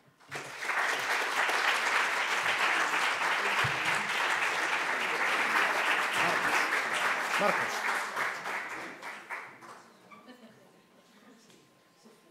Tenemos tiempo para alguna pregunta. Bien, vamos bien de tiempo, en parte porque Marcos se atuvo muy bien al tiempo estipulado y porque habíamos terminado antes la presentación de la doctora Alicia Perea y, por lo tanto, tenemos algunos minutos para preguntas relacionadas con esta comunicación. Bárbara. Si era posible hacer análisis de soldaduras para las piezas que están compuestas y juntas con soldadura. Hay algunos análisis de soldaduras o de uniones en algunas de las piezas y las tenemos en nuestras bases de datos, pero evidentemente no las incluimos aquí porque distorsionarían la imagen en la que solo estamos hablando de las partes generales. Y hay algunas que muestran enriquecimientos en cobre. Hablaba antes de esto con Óscar, que ha analizado varias. Es difícil porque, claro, cuando tú analizas la zona de soldadura, puedes ver un enriquecimiento en cobre, pero cuando lo analizas en superficie, generalmente estás analizando una zona con geometría muy irregular y difícil de acceder para un haz de electrones, una zona que generalmente tiene más productos de corrosión o más suciedad. Y yo, en mi experiencia directa, los análisis en superficie de soldaduras basados en microscopio electrónico, casi siempre me quedo con la duda. Y a veces me es más fácil observar la topografía que la propia composición de esas regiones. Hicimos en este momento en un proyecto sobre el oro celta del continente, en Francia y en Alemania, análisis de soldadura con ablación láser y tiene más cobre, como tú dices, y baja la temperatura de fusión y entonces sería muy interesante de tener datos aquí de la península ibérica para comparar. Pues algunos datos hay, existen y están publicados por Óscar y Alicia, entre otros, o sea que se pueden mirar.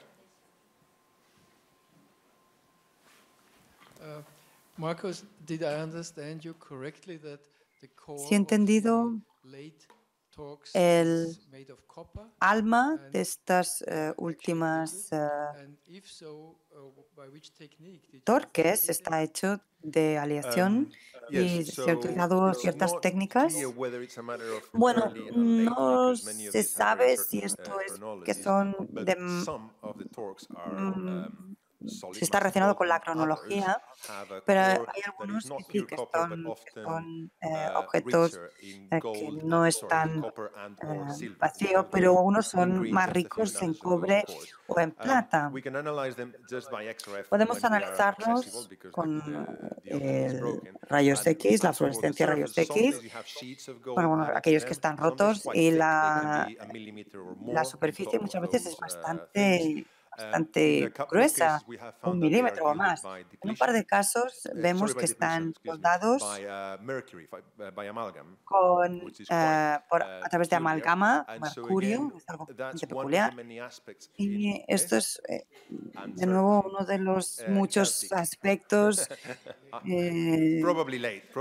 ciertos de la cultura celta, quizás pertenezcan al periodo más tardío de la producción, pero básicamente se encuentra la misma variedad tecnológica en técnicas de soldadura. Entendo que as análisis as fixedes vos, estas todas, ou colledes fontes outros análisis de outras persoas?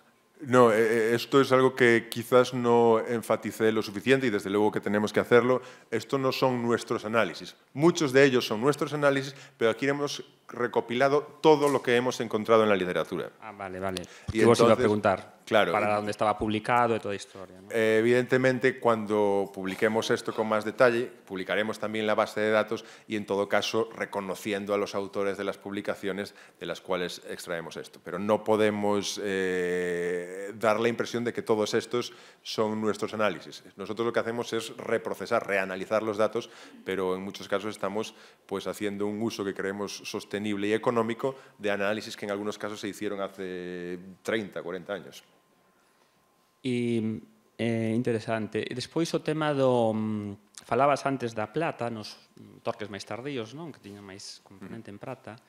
E iso tamén, reflexionando, non pode ser unha cuestión de optimización simbólica. Quero dicir, se tú consigues o mesmo efeito a nivel antropolóxico ou comunitario con ese elemento, con ese torques, non? Para que tú vas a matarte a facer un torques de ouro que che custa enorme traballo construílo e toda a historia, se tú poñendo unha capa externa consigues o mesmo resultado. Entendo un pouco por ese lado, quizáis, non sei, é unha reflexión aí para ter en conta tamén. Sí, por supuesto. Ese tipo de cuestiones económicas, sin duda, tienen que haber afectado, por lo menos en algunos casos, la decisión, ya sea de utilizar una capa dorada en la superficie o de hacer un torques macizo, pero en el que estás diluyendo tu cobre con plata para que te llegue más lejos. Probablemente hay una multitud de factores que todos confluyen en la composición y es difícil desgranarlos o generalizar. Vale, gracias. A ti.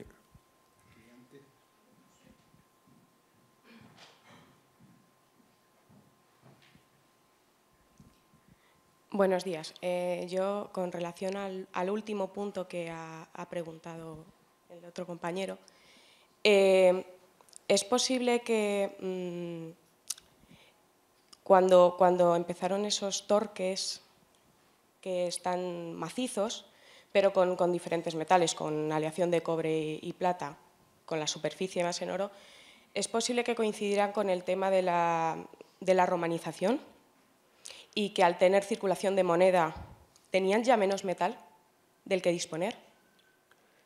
Es posible. Sin duda, yo creo que todo el mundo estaría de acuerdo que desde que a medida que aumenta la influencia y el control romano, disminuye la disponibilidad del oro para los indígenas de a pie, es muy probable que ese factor también afecte la disponibilidad del oro, pero como no tenemos cronologías claras, lo que no podemos afirmar es que se han hecho en época romana o inmediatamente antes.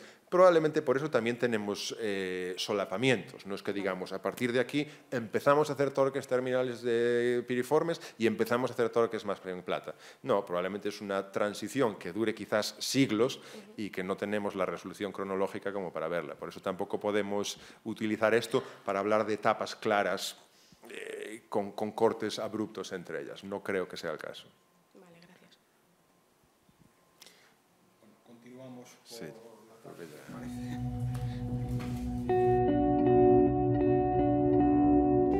muy bien, pues me toca intervenir de último en esta sesión, de la que, como decía antes, soy además moderador. Y bueno, me da un poco de pudor leer mi propia semblanza curricular, así que no voy a hacerlo. Pueden verla en la página web del Congreso.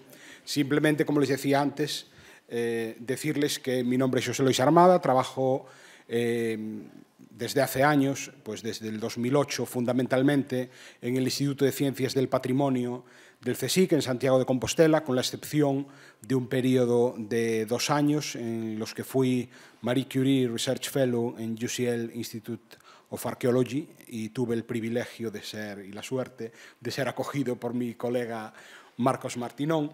Y bueno, me dedico fundamentalmente a la metalurgia protohistórica, un ámbito en el que he sido investigador principal de sucesivos proyectos financiados en convocatoria pública desde el año 2010, ¿no? Y algunos de esos resultados son los que voy a presentar aquí, ¿no?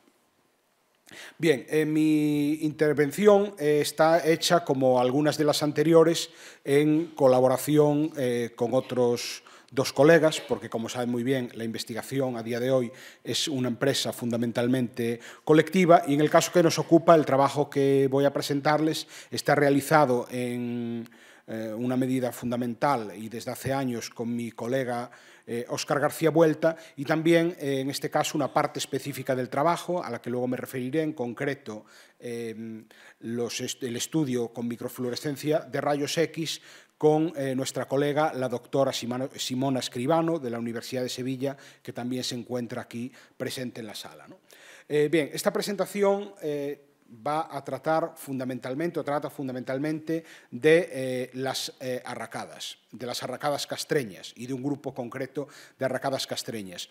Como ha habido ya 3 intervenciones de las que me han precedido que se han referido a diversas cuestiones relacionadas con la orfebrería castreña del noroeste, yo no voy a presentar aquí el panorama general de esta orfebrería, pero únicamente les diré que las arracadas constituyen el segundo grupo mejor representado en la orfebrería castreña desde un punto de vista cuantitativo, con unas 50 o 60 piezas, únicamente por debajo de los torques, pero por encima de otros tipos de piezas, como brazaletes, diademas, cinturón, adornos de pelo, colgantes amuleto, etcétera, etcétera, ¿no? Y son además un grupo, como trataré de demostrar aquí, que puede aportar una información de extraordinaria importancia respecto a la orfebrería castreña y a su caracterización tecnológica, cronológica, simbólica, etcétera, etcétera.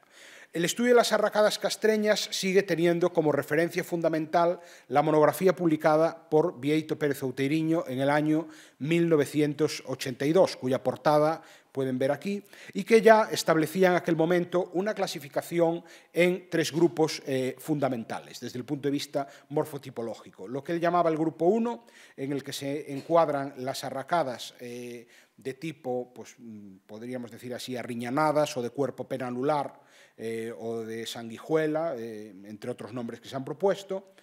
Un segundo grupo o morfotipo que es compuesto por arracadas que se caracterizan por incorporar un apéndice triangular de tipo laminar, o un apéndice triangular plano, mejor dicho, que puede ser de tipo laminar decorado o a base de glóbulos. Aquí se engloban, por ejemplo, las arracadas del morfotipo 2C, que han aportado hallazgos significativos y contextualizados en los últimos años en excavaciones arqueológicas, ya desde la arracada de Agraña, asociada a una datación de carbono 14, y en momentos posteriores las arracadas de Punta dos Prados, Castro Landín y Piringaya, que se publica por parte de su excavador y de Aurelio Balseiro en el último número del boletín, ¿no?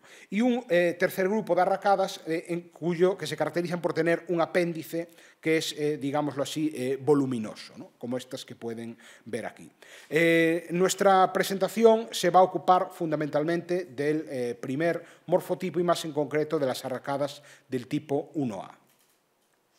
Estas arracadas del grupo 1 se dividen, como ya veían en el gráfico anterior de Pérez Outeiriño, en 4 tipos fundamentales. El tipo del que nos vamos a ocupar, que serían las arracadas arriñonadas o tipo recouso, son arracadas en formas de riñón y hechas, digámoslo así, con cajas cerradas.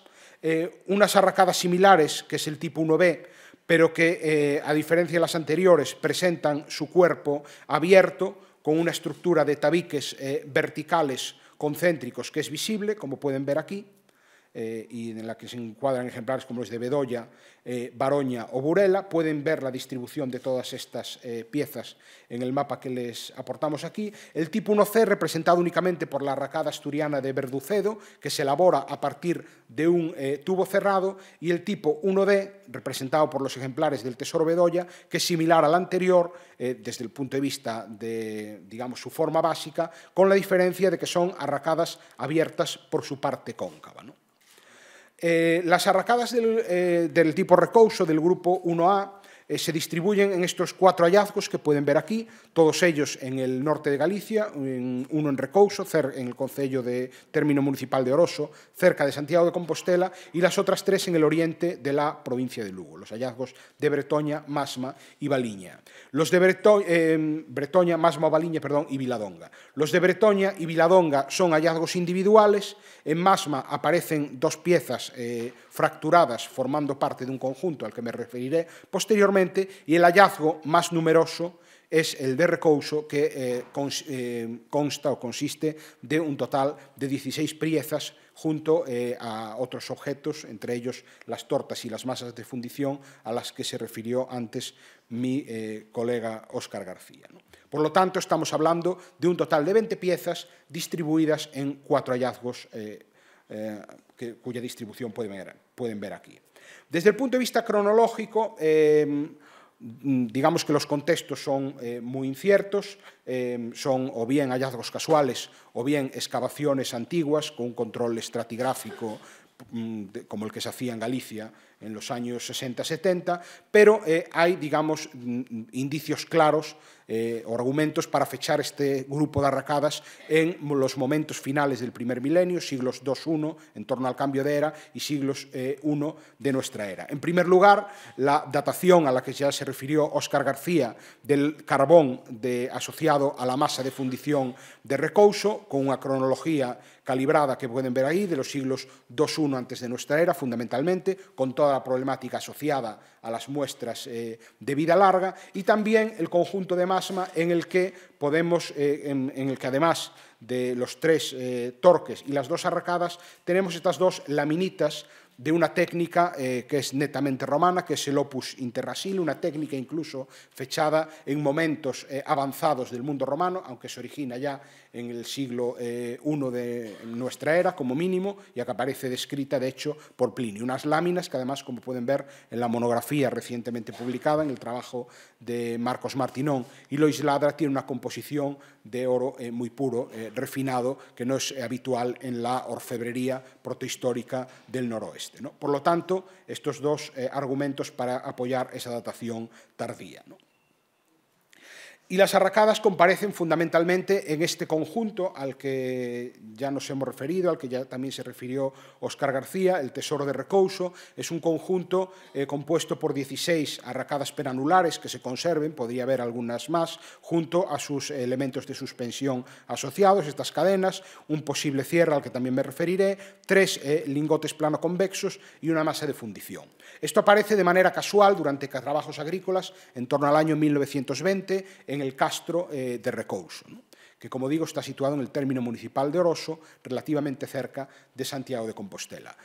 En el momento que se produce el hallazgo, el propietario de la tierra ordena una nueva búsqueda, a ver si aparecía más material, y ahí aparecen fragmentos cerámicos, un objeto de hierro, fragmentos de carbón y de escorias y una posible piedra de toque, aunque todo este material está actualmente en paradero desconocido.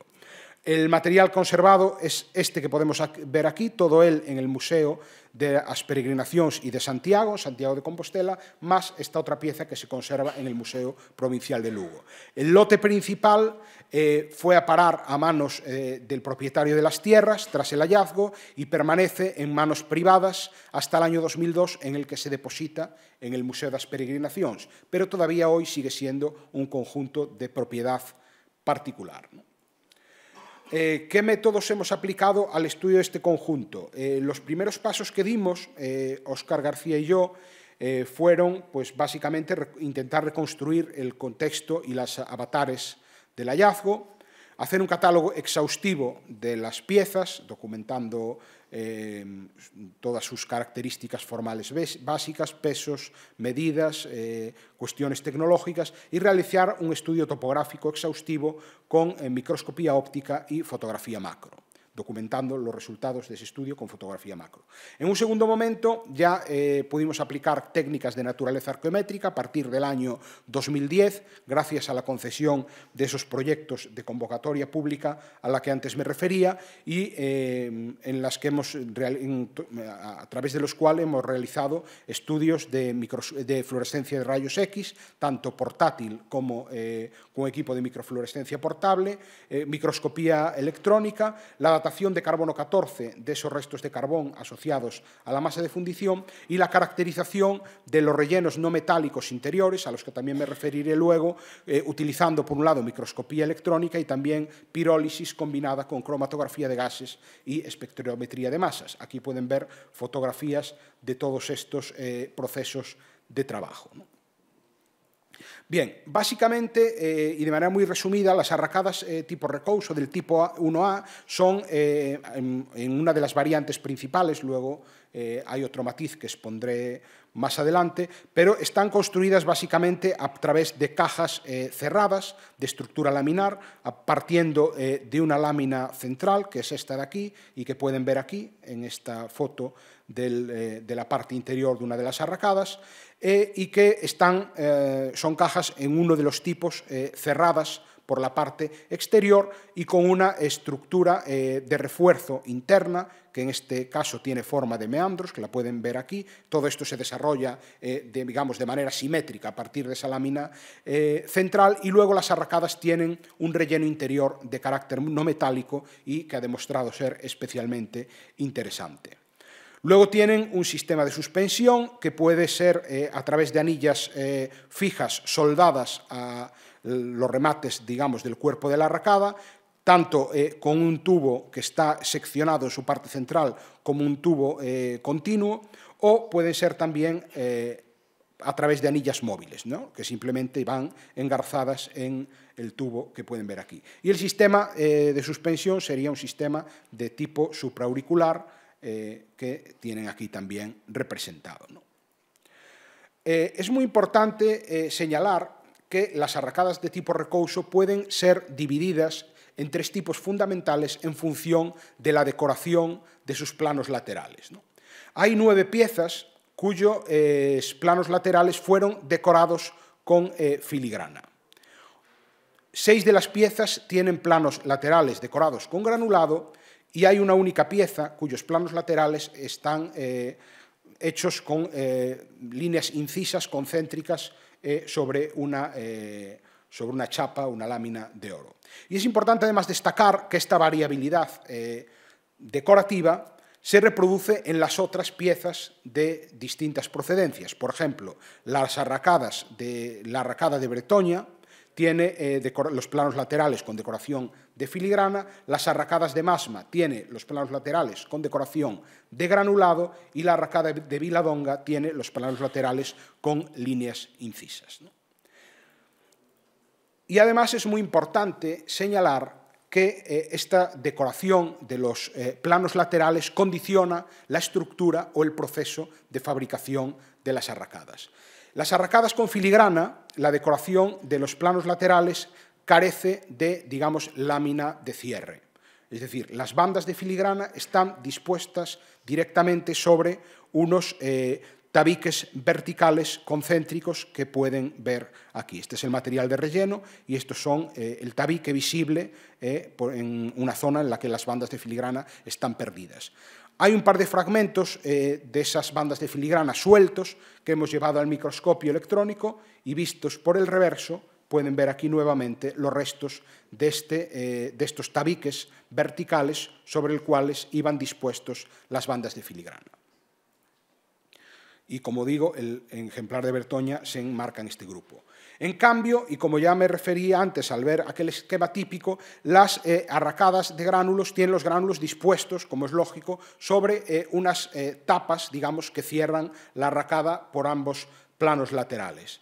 Esta chapa la pueden ver aquí, esta chapa de cierre, en la arracada de una de las arracas de Masma, que está fragmentado, y luego los restos de estos tabiques de refuerzo en forma de meandros que tienen también aquí visibles, ¿no? En esta parte central, en Masma 2, y aquí en esta vista sección los restos de esta estructura de refuerzos en forma de meandros en Masma 1, ¿no?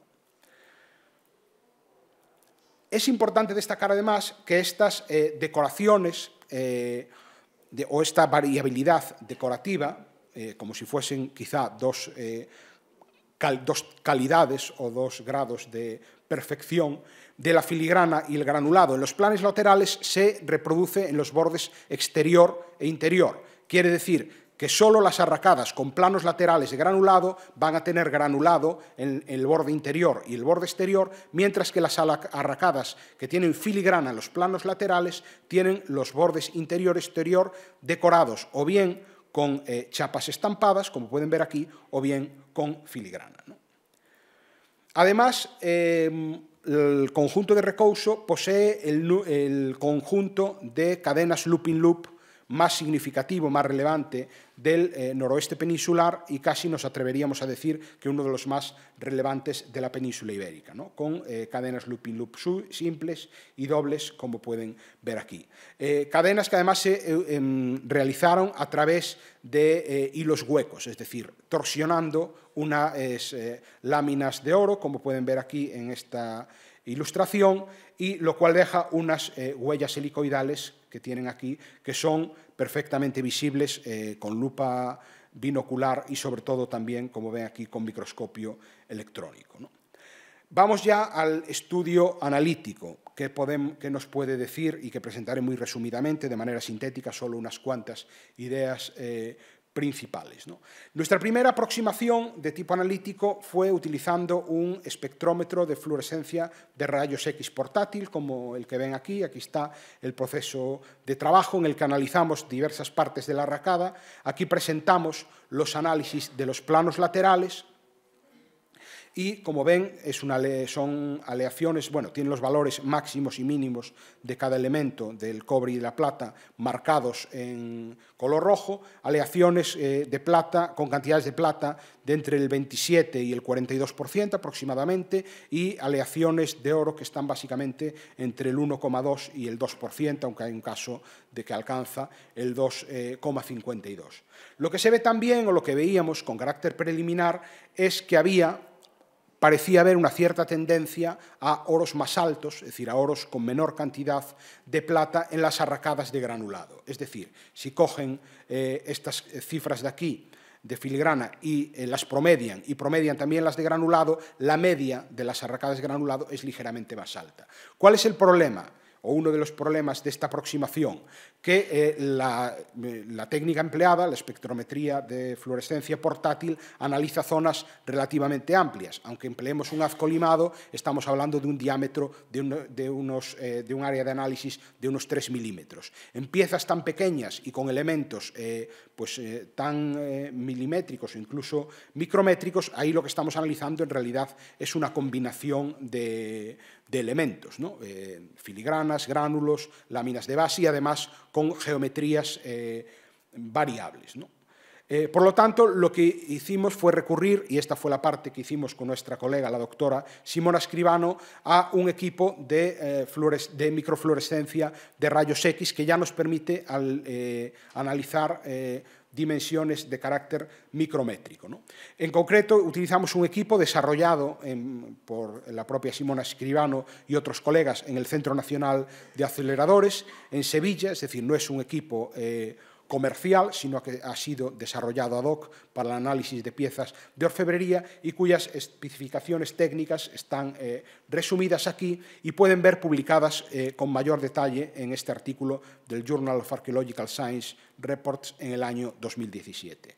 Bien, voy a presentar, porque el estudio es extenso e incluye además los análisis de zonas de soldadura a los que se referían antes Bárbara y Marcos, pero vamos a presentar únicamente algunos detalles o algunos aspectos señalados de este estudio.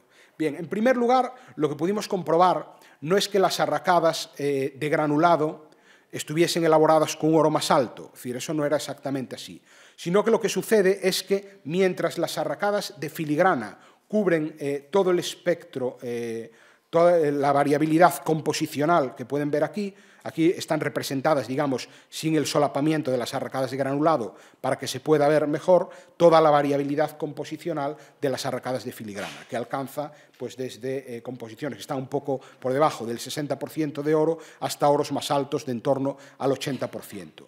Mientras que las arracadas de granulado se concentran solo en la parte más alta de este espectro, ¿no? Básicamente, y resumiendo mucho, en concentraciones del 70 al 80% de oro.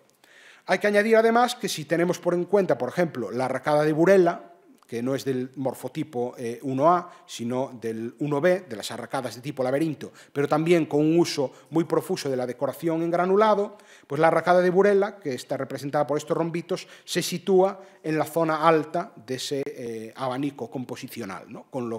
Coherente con lo que serían las arracadas de granulado del grupo Recouso, mientras que la arracada de Viladonga y la arracada, analizada en el trabajo de Martinón, Torres y Ladra, y la arracada de 537 de Recouso, que es arracada con láminas incisas, se sitúa en la zona más baja del espectro composicional. Hemos detectado también que existe una cierta tendencia, no muy acusada, pero una tendencia, digamos, perceptible a que los elementos estructurales, las láminas de base, allí donde pudimos analizarlas, digamos, los elementos no visibles que están ocultos por la decoración de filigrana o de granulado, suelen tener un oro más bajo, que en algunos casos es el más bajo de toda la arracada y en otros casos no es el más bajo, pero se sitúa entre los más bajos, ¿no? Hay que decir que también los elementos de suspensión, carretes y cadenas loop in loop suelen tener una composición relativamente más baja que los cuerpos y los elementos decorativos. Y en tercer lugar, por presentar otro aspecto destacado, nos referiremos a los análisis de los carretes. Los carretes se dividen, los carretes que rematan las anillas loop in loop, se dividen en dos grupos principales, los primeros hechos a través de hilos enrollados y el otro grupo, mucho más minoritario, de anillas o de carretes, perdón, que se hacen con una lámina enrollada, una lámina con un cilindro, por decirlo así, laminar, con molduras decoradas, con anillos moldurados, como pueden ver aquí. Dentro de lo que es el primer grupo, hecho con hilo enrollado, pues hay una distinción entre distinguimos las que tienen 2 anillos moldurados, 3 anillos moldurados, 4 anillos moldurados o 2 anillas lisas rematando el terminal. Bien, y lo que sucede es que detectamos una cierta correspondencia entre estos tipos de anillos y la composición química. Por ejemplo, los terminales del tipo 2, de los que hemos analizado 4 ejemplares, representados en este color azul, se sitúan en el espectro más bajo del abanico, digamos, de la variabilidad composicional, composiciones más o menos entre el 50 y el 60% de oro, y los del tipo 4, es decir, estos anillos, estas terminales hechos con anillo enrollado y 2 anillas lisas de remate, se sitúan pues aquí digamos, en una composición un poco más alta. ¿Quiere decir que esto es una selección de aleaciones deliberada? Pues no necesariamente. Lo más probable es que simplemente esos diferentes grupos se fabricaron utilizando stocks de metal distintos, ¿no? Ya para ir concluyendo, unos cuantos aspectos más destacados de este conjunto. Bien, en el caso de Recouso, las arracadas no son arracadas nuevas, son arracadas que tienen una larga biografía, tienen huellas de uso, tienen reparaciones antiguas, como esta que pueden ver aquí, tienen también restos de metal, generalmente plata, pues aplicados de manera un tanto grosera y ruda, como en este caso que pueden ver aquí, o en otras piezas tienen forma de salpicadura en las diferentes partes de la arracada. Es complejo explicar estas salpicaduras y reparaciones, algunas de ellas podrían corresponder a un ambiente de taller, y luego tienen por último diferentes tipos de roturas, ¿no? Por lo tanto, no son arcadas, digámoslo así, nuevas, sino que estaban probablemente ya recicladas en un conjunto en un depósito de orfebre, como antes comentaba Óscar García. Hay que decir además que las arracadas tienen un desgaste muy elevado y muy llamativo, que no es compatible, desde luego, con un mero desgaste por uso, ¿no? Y que apunta más bien a un desgaste intencional que podemos ver tanto en las arracadas de filigrana como en las de granulado, y que podrían estar quizá conectadas incluso con el proceso de fabricación. En el Congreso sobre Orfebrería Céltica, organizado por Barbara Ann Brewster y otros colegas en Toulouse, hubo un artesano orfebre que nos dijo que un colega orfebre suyo pues remataba las piezas puliéndolas con el esmeril, ¿no? No creemos que este fuera el caso, pero sí que puede ser un desgaste intencional, quizá relacionado con la búsqueda de algún efecto ornamental concreto, ¿no? Aquí pueden ver otras imágenes de este desgaste, como ven, muy acusado en tanto las arracadas de granulado como las de filigrana, y es significativo además que muchas veces los gránulos en las partes algo más rehundidas o menos expuestas sí que conservan en cambio su forma esférica, apuntando a que probablemente es una técnica de granulado real, ¿no? Y luego, por último, ya para terminar, un aspecto que nos ha parecido apasionante y que descubrimos casi por casualidad, que es que las arracadas, bueno, esto ya se sabía, incluso Villamil y Castro nos habla de que las arracadas de masma tenían un relleno interior no metálico, ¿no? Por lo tanto, el relleno se conocía, lo pueden ver aquí, el proceso de muestreo, pero la sorpresa más grande fue ver que ese relleno contiene un elevado número de diatomeas, de algas unicelulares, ¿no?, que pueden ver en estas imágenes al microscopio electrónico. Hemos también hecho un estudio, nuestro colega Yuri Kal, de pirólisis combinada con cromatografía de gases y espectrometría de masas, que da como resultado unos compuestos moleculares que son compatibles, parecen compatibles con esas diatomeas. Un estudio preliminar de este aspecto ya está publicado en este artículo que pueden ver aquí. ¿Y cuál es la interpretación que damos a este aspecto? Pues que probablemente se usó sedimento de alguna charca, de algún ambiente húmedo, de algún pantano. Las diatomeas pueden ser de agua dulce o de agua salada. Los expertos consultados no se ponen de acuerdo al respecto, pero en todo caso lo que parece es que se utilizó sedimento de algún lugar, de algún entorno húmedo que contenía ya esas diatomeas y que fueron a parar al interior de la arracada. El caso es que hemos conseguido identificar estas diatomeas ya en 4 arracadas, ¿no?, a través del microscopio electrónico, y una de ellas en este estudio con pirólisis que podríamos decir al que antes me refería. ¿Qué quiere decir? Que si estas arracadas, todas ellas, contienen en su interior, y al menos las 4 que hemos visto hasta ahora, lo contienen de manera clara. Estas son las 2 más recientes, correspondientes a los restos de aquellas bandas de filigrana a las que antes me refería, vistas por el reverso. Tienen diatomeas todavía más espectaculares, esta en forma de carrete fotográfico, esta en forma de cuchillo. Las diatomeas son preciosas, pero lo que parece estar indicando es que si todas ellas tienen un relleno tan peculiar, probablemente todas ellas se mantuvieron unidas, se fabricaron en un mismo taller, incluso por un mismo artesano, y se mantuvieron unidas en las diferentes etapas de su biografía, desde el momento de fabricación hasta el momento, digamos, de final, ¿no? Y esto sería más fácil de explicar o más fácil de entender si estas piezas de recouso no fuesen arracadas, sino quizá piezas de un adorno más complejo. Y en este caso, y en este sentido, cobra relevancia esta piececita minúscula, muy pequeñita, que tenemos aquí, que hemos interpretado, y ya otros autores anteriores, como un corchete, como un elemento de cierre que podría corresponder, digamos, al cierre, valga la redundancia, del hilo en el que irían ensartadas esas arracadas a modo quizá de un pectoral, ¿no? O de algún tipo de adorno complejo. Termino ya porque me he pasado un par de minutos del tiempo. El conjunto de recouso, las arracadas parecen estar ahí como material ya para reciclado, quizá formaron parte en origen de algún tipo de adorno complejo, tienen una variabilidad tecnológica que es una de sus principales características, con piezas de filigrana, de granulado o con digamos, líneas concéntricas incisas, y hemos podido detectar una cierta variabilidad en las aleaciones que pueden corresponder tanto a una decisión intencional, como antes mencionábamos, por ejemplo, ese uso por oros más altos en las arracadas de granulado, o también, en algunos casos, a diferentes, digamos, stocks de metal para fabricar los diferentes tipos de terminales, ¿no? Lo cual querría decir que simplemente esa variabilidad composicional no es resultado de una elección deliberada, sino de haber utilizado diferentes partidas de metal.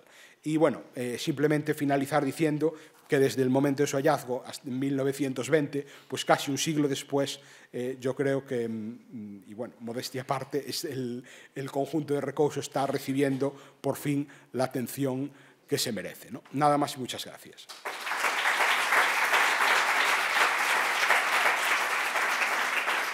Añadir únicamente, si me permiten, que buena parte de este estudio está todavía en vías de publicación, que terminarán una monografía, pero que algunos de los aspectos particulares que he expuesto están ya publicados en los trabajos que pueden ver aquí.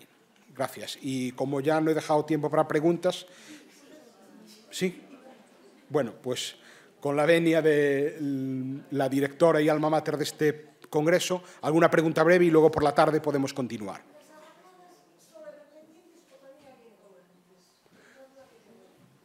Bien, se han interpretado, como decía, fundamentalmente como adornos de oreja, en este caso por suspensión supraauricular, pero lo que cada vez que estudiamos la orfebrería protohistórica, la verdad es que es una caja de sorpresas, ¿no? Y nos encontramos con que hay muchas piezas que al final no resultan usarse como se había supuesto, ¿no? Y en este caso, por eso decía que el tema de que se hayan conservado todas juntas y que tengan ese corchete en el conjunto, que parece ser un elemento de cierre de un posible adorno complejo, nos podría indicar que eran parte de un adorno distinto, de un adorno que no era de oreja, sino que podría ser algún pectoral con las arracadas colgadas, ¿no? De hecho, hay algunas fotos de orfebrería tradicional portuguesa que representan, salvando las distancias cronológicas, por supuesto, pero adornos complejos de este tipo, ¿no? De tipo pectoral y que iban, bueno, pues portados por mujeres, ¿no?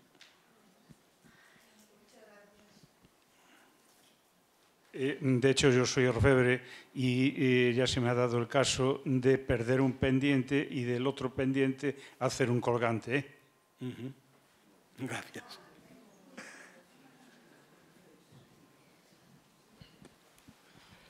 Las arracadas que están llenas de las diatomeas y todas estas sustancias que podía ser barro, a ver, yo también soy orfebre, y las piezas que son muy complicadas en técnica, que necesitan a lo mejor diferentes tipos de soldadura para que no se te refundan, si la pieza es hueca, a lo mejor si tú le das mucho calor, se te puede a lo mejor hundir la otra parte. Si tú lo rellenas de barro, puedes conservar la anchura y que no se te estropee la arracada o el pendiente o lo que sea, o la pieza hueca. ¿Podría ser para eso? Pues agradecemos muchísimo la observación viniendo de una orfebre con experiencia práctica, precisamente porque fue una de las hipótesis que barajamos, ¿no? Y que incluso publicamos en este segundo artículo sobre la caracterización de los rellenos interiores, ¿no? En efecto, siempre nos costó un poco explicar la razón de estos rellenos y una de las ideas era que pudiese estar relacionado con el proceso metalúrgico, ¿no? Es verdad que los rellenos son todavía más llamativos teniendo en cuenta esos complejos estructuras de refuerzos interiores, en unos casos en forma de meandros, en otros casos con tabiques verticales concéntricos, que pensamos que incluso podrían llegar a hacer innecesario ese relleno, pero nos parece una explicación altamente plausible, ¿no? la que usted apunta, que estén relacionadas con algún tipo de necesidad vinculada a ese proceso complejo de fabricación, ¿no? El estudio de pirólisis determinó además que ese relleno de sedimento con diatomeas fue alterado térmicamente, pero no sabemos si esa alteración es previa, intencional, o si simplemente resultado de las múltiples soldaduras que se necesitan para hacer la arracada, ¿no? Exacto. Bueno, pues si les parece bien, lo dejamos aquí y retomamos a las 4. Discúlpenme.